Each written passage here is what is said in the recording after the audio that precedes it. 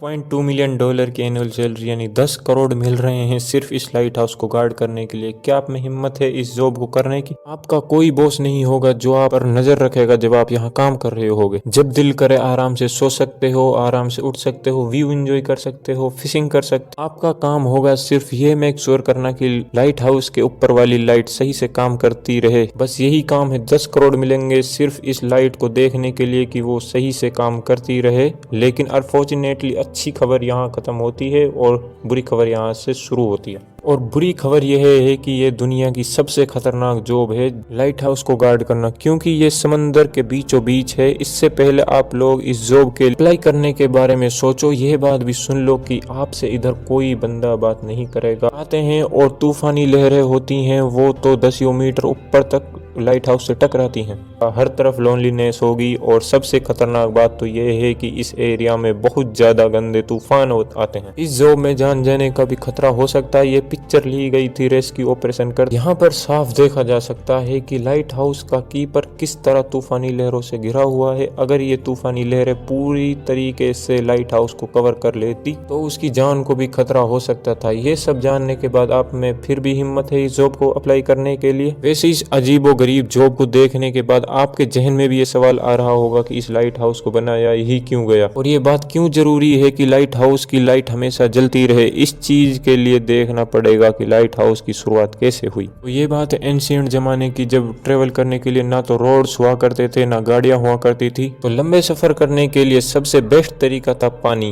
एक बंदा था जिसका नाम था कैप्टन मॉरिस। ये बंदा बहुत ही जबरदस्त सेलर था और ये अपने खतरनाक समुद्री सफरों के लिए जाना जाता था। इसके साथ एक इंसिडेंट होने वाला था। शिप्स तो पहले जमाने में लकड़ियों की हुआ करती थी। तो एक रात कैप्टन पानी में बहुत ही अंधेरे वाली जगह से गुजर रहे थे। पानी के नीचे बड़ी बड़ी रॉक्स थी जिससे इनकी शिप टकरा थी और शिप में सुराख हो गया और वो उलट गई और इनको बहुत ज्यादा नुकसान हो जाता है। ये तो हो गई एक प्रॉब्लम। दूसरी प्रॉब्लम ये है कि आपको पता है कि ओशियन बहुत ज्यादा बड़ा होता है और पैसिफिक ओशियन तो बस छोड़ो ही। अगर हम पूरी दुनिया का लैंड एक जगह इकट्ठा कर दें और सातों कॉन्टिनेंट्स को मिला दें तो भी पैसिफिक ओशियन बहुत ज्यादा बड़ा होगा। जब पुराने जमाने में सेलर इस ओपन पानी में सफर करते थे तो उनको कुछ भी नहीं पता होता अगली जमीन कितनी दूर है और इवन उसका रास्ता किधर से है। नेविगेशन उस दौर में दुनिया का सबसे बड़ा मसला था। जीपीएस जैसा कोई एडवांस सिस्टम तो होता नहीं था जो उनको रास्ते के बारे में गाइड कर सके। जीपीएस इन्वेंट हुआ था 1973 में और पब्लिक के लिए अवेलेबल 1978 में हुआ था। कभी गूगल मैप्स भी रॉन्ग लोकेशन दिखा देते। ये तो जबकि सेलर्स थे जिनको सूरज और सितारों के ऊपर रिलाई करना पड़ता था। शुरुआत के कुछ नेविगेशन टूल्स पे इस ना खत्म होने वाले समुंदर को पार करना एकदम नामुमकिन था। नेविगेशन की वजह से 3-4 मुसीबतें और बढ़ जाती हैं, जैसे कि कैप्टन एलेस को आई थी। पुराने ज़माने में कैप्टन क्रू के साथ पैसिफिक ओशियन क्रॉस कर रहे थे तो रात में एकदम से बादल आ जाते हैं जिसकी वजह से सितारे छुप जाते हैं, जिनको देखकर ये रास्ते के बारे में पता लगा रहे थे। और फिर समुंदर के बीचों बीच तूफान आता है तो ये लोग रास्ता भटक जाते हैं। जब सुबह होती है तो ये लोग ओपन ओशियन में लॉस्ट हो गए थे। क्रू के पास ना तो कुछ खाने के लिए बचा था और ना कुछ पहनने के लिए। भूख और प्यास की वजह से क्रू का बुरा हाल होता है। आपको भी पता होगा कि हम इंसान समुंदर का पानी नहीं पी सकते क्योंकि ये बहुत ज़्यादा नमकीन होता है। इसके पीने के बाद इंसान मर भी सकता। बहुत सारे क्रू मेंबर मर गए थे। कैप्टन को बहुत मुश्किल से लैंड मिला था और फाइनली ये लोग वहाँ जाकर स्टॉप करते हैं। अब दुनिया के सबसे पहले लाइट हाउस की शुरुआत होने वाली थी इजिप्ट में। मेडिटेरियन सी के साथ था एंशिएंट सिटी ऑफ अलेक्जेंड्रिया। वहाँ का रूरल था प्टोलेमी सेकंड। उसका किंगडम उस टाइम एक प्रॉपर हब था ट्रेड का, कल्चर के लिए। लेकिन इस किंगडम के लिए सबसे बड़ा मसला था उसकी लोकेशन। अगर आप इस पिक्चर को गौर से देखें तो शहर के किनारे पे जाने के लिए यहाँ से गुजरना पड़ता था और इसके साथ में देखें तो कितने सारे पत्थर हैं। ट्रेड करने वाली शिप रात के टाइम इस जगह से तार से गुजरती थी तो वे पानी के नीचे पत्थरों से टकराती थी और ये डूब जाती थी और इनके कार्गो भी बहुत ज़्यादा होते थे, जिसकी वजह से इनके किंगडम को बहुत ज़्यादा नुकसान हो रहा था।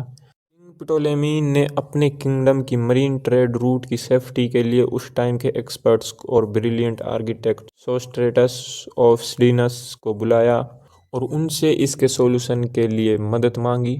दोनों ने मिलकर बहुत ही जबरदस्त प्लान बनाया। एक रोशनी के बड़े सेमिनार को बनाया, शिप्स को गाइड किया करेगा सेफ्टी की तरह, और उनको साथ ही वार्न भी करेगा लहरों से, पानी के नीचे मौजूद खतरे से। डिटर्मिनेशन के साथ सोस्ट्रेटस काम शुरू कर देते हैं, लेकिन इनको ये नहीं पता था कि जो चीज ये बनाने जा रहे हैं वो one of the greatest engineer Marvel बनने वाली है एंशिएंट वर्ल्ड का। द फेरोस ऑफ अलेक्जेंड्रिया के साहिल पे हीट, और इसको व्हाइट मार्बल से बनाया गया था। इस लाइट हाउस के ऊपर बहुत बड़ी आग जलती थी जिसको हर वक्त ऑयल और लकड़ी की सप्लाई मिलती रहती थी। इस लाइट हाउस को दुनिया के 7 एंशिएंट अजूबों में से एक भी माना गया था, लेकिन सिर्फ इसकी साइज की वजह से लाइट हाउस अमेजिंग नहीं था, बल्कि उसके पीछे इसका जीनियस डिजाइन भी था।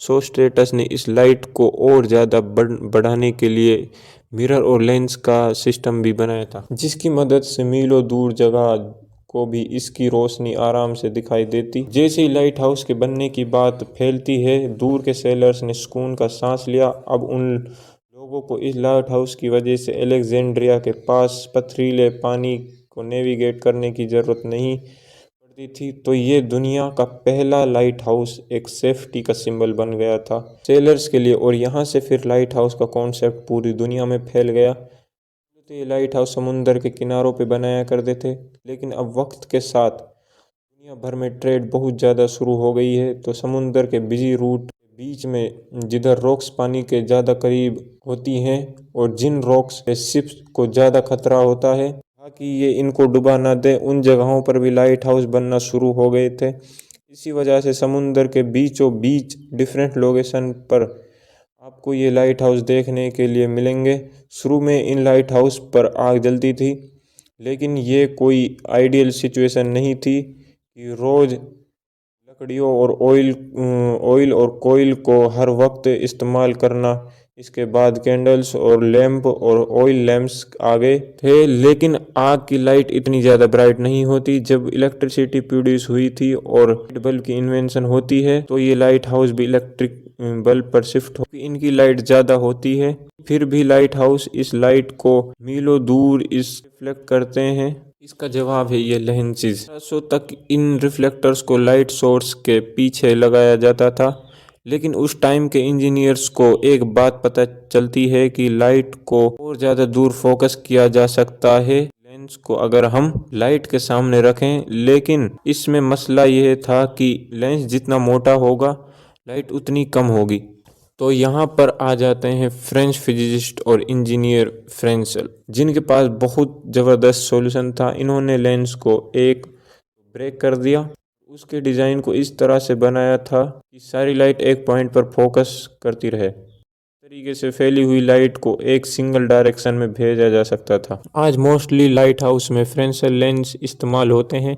इस इन्वेंशन ने लाइट हाउस को रेवोल्यूशनलाइज कर दिया था और लाइट को मीलों दूर आराम से देखा जा सकता था। तो इस तरह इन लाइट हाउस की मदद से शिप को खतरे का आराम से पता चल जाता था। तो वो जो वीडियो के शुरू में मैंने आपको जॉब बताई थी, लाइट हाउस में रहने के लिए आपको 10 करोड़ मिलेंगे, सिर्फ आपने ये देखना है कि लाइट हाउस की लाइट जलती रहे।